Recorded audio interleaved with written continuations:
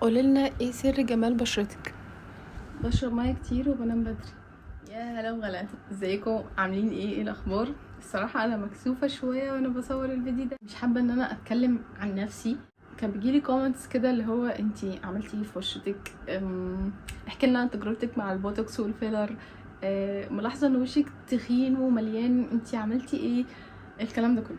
فيعني لو انتم مهتمين تعرفوا ايه التغيرات اللي حصلت عليا على مدار ال3 سنين يوتيوب، لاني انا بقالي 3 سنين في اليوتيوب، فلو مهتمين تعرفوا ايه اللي اتغير شكلي تابعوا معايا الفيديو للاخر. كل الحاجات اللي انا عملتها هي كانت حاجات ضروريه بالنسبه لي، وكانت حاجات بشكل او باخر بتاثر على نفسيتي. شايفه ان انا لو مودي حلو هقدر اعمل اي حاجه، لو مودي وحش مش هقدر اقوم من على السرير. تاني حاجه، انا مش بنصح حد ان هو يعمل اي حاجه، ولا انا طالعه يعني بشجع على حاجه معينه. اول حاجه واكتر حاجه واضحه جدا يعني هي سناني. طبعا عملت سناني فينيرز. انا الموضوع بالنسبه لي كان علاجي اكتر منه تجميل، لان كان عندي مشاكل كتيره في سناني، وانا من زمان جدا وانا بروح لدكتور السنان من وانا في اعدادي. هو وانس ان انتي حطيتي رجلك في عياده اسنان مش هتطلعي منها. وحرفيا انا لحد دلوقتي، يعني لحد اللحظه اللي انا بكلمكم فيها دي، لسه بروح عند الدكتور، اني لسه عندي مشاكل في سناني. طبعا عملت سناني فينيرز او هولود سمايل. تلاحظوا برضو ان انا طريقه كلامي او يعني عندي حروف بتطلع سين، بتطلع كانها س او حاجه زي كده، لان انا عندي مشاكل في الفك وفي السنان. هل انا راضيه عن الموضوع؟ راضيه عنه جدا، بس راضيه عنه بنسبه 70%. مميزاته طبعا ان شكل ضحكتي اختلف، ان اسناني اللي كانت صفرا وما كانتش عاجباني هتغير. انا عملت في اسناني حاجات كتيره جدا. عملت تقويم وانا في الجامعه، كانت الناس عارفاني كده، اللي هو البنت اللي حاطه حديد في اسنانها. ما كانش التقويم يعني حاجه مشهوره قوي كده، يعني كان موجود بس مش كله كان بيحب يحطه، لانه بياخد وقت طويل جدا، معاكي سنة واكتر تقريبا. فالموضوع التقويم كان مؤلم جدا، وكان بيعمل لي صداع، وكان بيتعبني في اسناني، وكان بيخليني مش عارفه اتكلم، وكان بيشوكني، وكان كل حاجه. فانا مريت بتجارب كتيره قوي قوي مع سناني. انصح حد بالتجربه؟ طبعا ما انصحش حد بالتجربه. سنانك الاصليه نعمه من عند ربنا مديكي هديه كده ببلاش، فحافظي عليها. اهتمي بسنانك، اهتمي بتنظيف سنانك يوميا، اهتمي بتنظيف الجير والحاجات دي. كل حاجة ممكن تتخيليها ممكن تسوس السنان. يعني مثلا انا مش من النوع اللي بياكل حلويات كتيرة. زمان كنت باكل حلويات كتير جدا الصراحة، بس يعني اكتشفت ان اي حاجة بتاكليها ممكن تسوس سنانك، حتى الشيبسي. في سنان بتبقى ضعيفة زي سناني. انا سناني كانت ضعيفة، ورحت لاكتر من دكتور وكلهم اجمعوا على الجملة دي: انتي سنانك ضعيفة، سنانك محتاجة فينيرز، محتاجة ان انتي تخبيها. اسناني وصلت لمرحلة ان هي بتتحسس من الهواء. ورجع بيا الزمن، هل هعمله ولا لا؟ الحقيقة انا مش عارفة، بس غالبا هعمله. الموضوع مؤلم جدا، الموضوع نفسيا متعب، الموضوع مكلف جدا. بس دي اكتر حاجة انا عملتها وواضحة وكل الناس بتسألني عليها: اسنانك بيضة واسنانك كذا. انا عاملة اسناني فينيرز. مش هقول عاملاها فين ولا عند مين، علشان دي تجارب شخصية، ولو انا نصحتك بحد وانتي ما عجبكيش تعامله، هترجعي تلوميني انا، او هترجعي تقولي ان الدكتور ده مش كويس او الدكتور ده كويس. فانتي ابحثي، خدي وقتك في البحث، ودوري على اكتر حد. لو انتي محتاجة يعني دوري على اكتر حد يكون البادجت بتاعته مناسبة ليكي وشغله.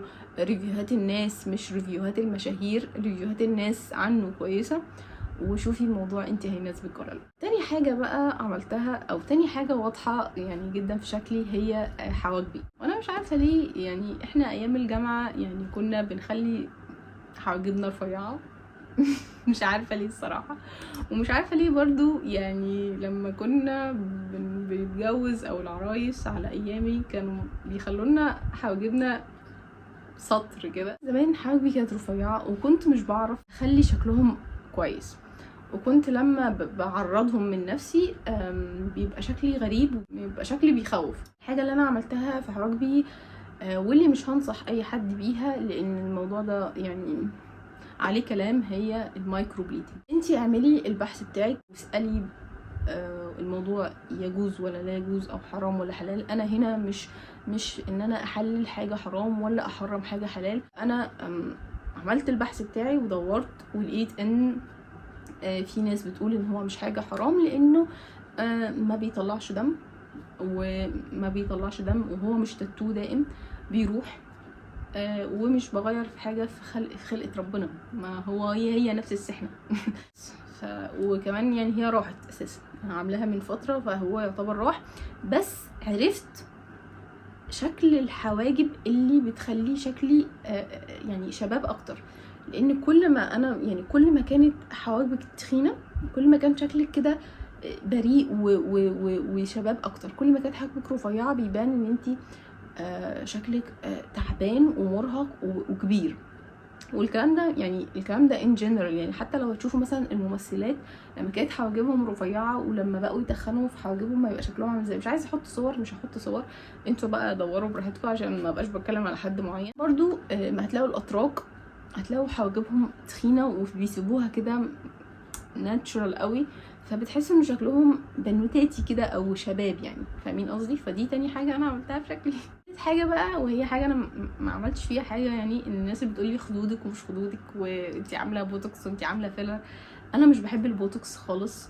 انا عندي لاينز كتيره هنا لما بضحك ولما بكشر، وبحس ان هي انا خايفه اعمل بوتوكس، لان البوتوكس هيخليكي بتتكلمي كده اللي هو انتي مش عارفه، مفيش اي اكسبريشنز على وشك. طبعا في دلوقتي بيبي بوتوكس اللي هو بيبقى بيشيل الخطوط من غير ما بيخليكي تكسبرس عادي، او يعني يبقى فيه التعابير بتاعت وشك عادي، بتتحرك، بتزعلي، بتندهشي، الكلام ده كله. انا ما عملتش بوتوكس. تاني حاجة ان انا واحدة من الناس بيبان على وشي جدا، يعني لما برفع بيبان على وشي، لما بدخن بيبان على وشي. ويعني مثلا اول فيديو عملته على اليوتيوب انا كنت مليانة جدا فوشي كان مليان قوي، وبعد فترة كده كنت كان عندي ظروف وكنت يعني نفسيا مش احسن حاجة، فكان باين جدا على وشي ووشي كان رفيع. انا دلوقتي يعني وشي يعتبر مفيش حاجه بعملها فيه، هو ده طبيعته، ولا مني تخينه ولا مني رفيعه. فده شكل وشي العادي وبس، مش عارفه اقول ايه. رابع حاجه وهي بجد يعني حاجه هي كليشيه قوي يعني، او هي ان انا فعلا بشرب ميه كتير، ودي حقيقه. انا ما بعرفش اخرج من البيت من غير ازازه الميه. لو اتعاملتوا مع جسمكم ان هو نبات، هي كلمه غريبه شويه بس بجد انا كده، يعني لما تتعاملي مع جسمك ان هو نبات محتاج يشرب ميه عشان يزدهر وينمو، وشعرك يبقى بصحه، وبشرتك تبقى بصحه، ومودك يبقى احسن. الميه بتحيي اي حاجه. بنام بدري وبشرب ميه كتير. انا مش بنام بدري، انا شخص يعني خفاش في نفسي كده، بحب الليل اكتر من النهار. ولكن غصب عننا طبعا في ايام المدارس وكده بنبقى مضطرين ان احنا نحاول ننام بدري. لما بنام بدري ولما بنام كواليتي تايم، جوده للنوم، يعني تحسي ان انتي نمتي نوم كويس، بحس ان ده مأثر على مودي، وبحس ان ده مأثر على شكلي، وبحس ان ده مأثر على كل حاجه. لما بننام النوم اللي هو احنا نايمين واحنا دماغنا شغاله ونايمين بالنهار ومش عارفه ايه، ده بيأثر بالعكس على كل حاجه انا قلتها. في حاجه كمان انا عملتها، ان انا كنت دايما بروح عيادات، الحاجات في العيادات، يعني مثلا عملت ديرمابين وعملت جلسات تقشير كيميائي. حلوه جلسات تقشير كيميائي ولا لا؟ بالنسبه لي يعني هي كانت صعبه شويه، لان انا وشي اتحسس جامد. خدت فتره كده الريكفري بتاعي طول شويه، من اسبوع ل10 ايام لحد ما وشي رجع كويس، ومش بقدر استخدم اي حاجه ولا غسول ولا سيرم ولا اي حاجه على بشرتي غير كريم بس، وكريم طبي الدكتوره هي اللي كاتباهولي. فبالنسبه لي الموضوع يعني متعب شويه، موضوع التقشير الكيميائي ده اللي هو عند الدكاتره.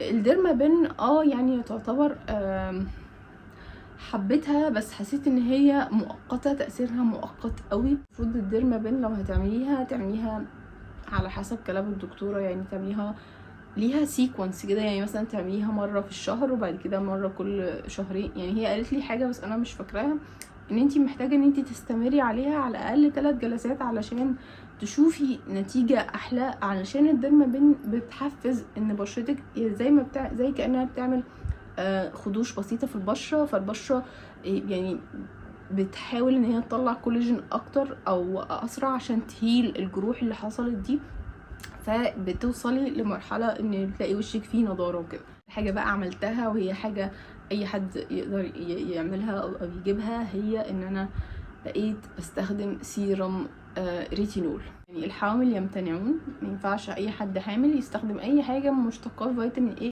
او انتي حامل روحي للدكتور على طول، متفرجيش على فيديوهات. اول شهر من استخدامك لسيرم الريتينول بتحسي ان انتي هو انا بستخدم البتاع ده ليه بجد، يعني انا ما كنتش بحس باي نتيجه وانا بستخدمه.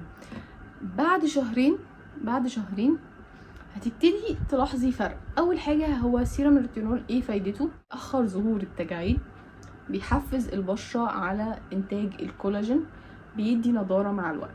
انا كحد بيبص على وشه في المرايه اكتر من 6000 مره في اليوم، ممكن اكون مش ملاحظه فرق قوي في بشرتي، او الفرق بسيط لدرجه ان انا ما اشوفوش. ولكن لو حد من صحابي بيشوفني بعد فتره، لو حد بيشوفني لاول مره وبيقول لي جمله اللي هو مش باين عليكي، الكلمه دي هي اللي بتحسسني ان انا فلوسي ما راحتش هدر. لما حد يقول لي انت مش باين عليكي ان انت معاكي عيال، مش باين عليكي ان انت معديه 30، الكلام ده كله. استخدمت على روج بوزيه، ما جربتش غيره، بس ان شاء الله هدور على حاجه غيره لان الاسعار بقت تخوف الحقيقه. اهم بقى الحاجات اللي انا عايزه اقولها لك على سيرم ريتينول، حاجه ما تستخدميه ما توقفيهوش، حاولي تستمري عليه. استخدميه بالليل وحطي بعديه كريم مرطب، ولو بتشتغلي او انتي او هتخرجي بالنهار لازم صن بلوك، لان هو بيخلي البشره اكثر تحسسا، بيحسس بشرتك حتى لو انتي بشرتك مش حساسه.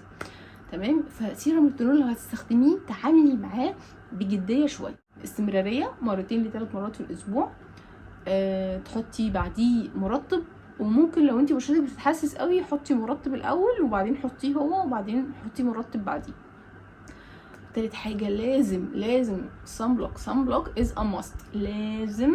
وان شاء الله باذن الله ربنا ينفخ في صورتي كده واعمل لكم فيديو عن روتين بشرتي بعد ال30، وعن المنتجات اللي انا ابتديت ادخلها وابتديت الاقي منها نتيجه حلوه. جملتين كده لازم نقولهم: قللي حلويات، الحلويات اكتر حاجه بتكسر الكولاجين في الجسم.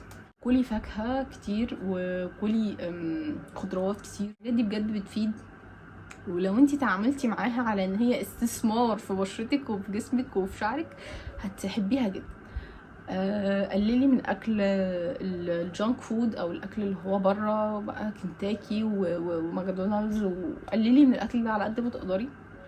لو انتي بقى طالبه جامعيه او انتي مغتربه او انتي عايشه لوحدك بعيد عن اهلك او كده، ومش متاح ليكي ان انتي تعملي اكل بيتي، حاولي تخلي اكلك معظمه سلطه ومعظمه فاكهه، او على الاقل تعادلي ده بده. يعني انتي مثلا كلتي حاجه فيها كلتي مثلا وجبه ماكدونالدز وشربتي بيبس وبطاطس وحاجات كتيره كده مش صحيه خالص، اللي تبقى فيه في اكلك برضو مثلا بالليل يبقى فيه فاكهه، يبقى فيه خضروات وخيار جرجير، الحاجات دي كلها هتفرق معاكي او هتوازن. يعني ما نبقاش بنعمل كل حاجه وحشه ونيجي عند الحلو ما نعملوش، لا، حاولي توازني الميزان شويه عشان الكلام ده هيبان على بشرتك بعد ال30 وهتزعلي. فكلي اكل صحي واشربي ميه كتير، بجد دي نصايح يعني تبان ان هي كليشيه بس هي حقيقيه جدا.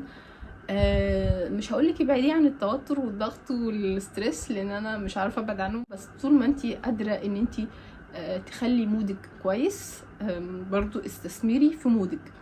لاني انا بحس ان احنا او ان الستات بشكل عام بقى البنزين بتاعهم مودهم. لو انا مودي كويس انا هقدر يعني اغير العالم، لو انا مودي وحش انا مش هطلع من اوضتي.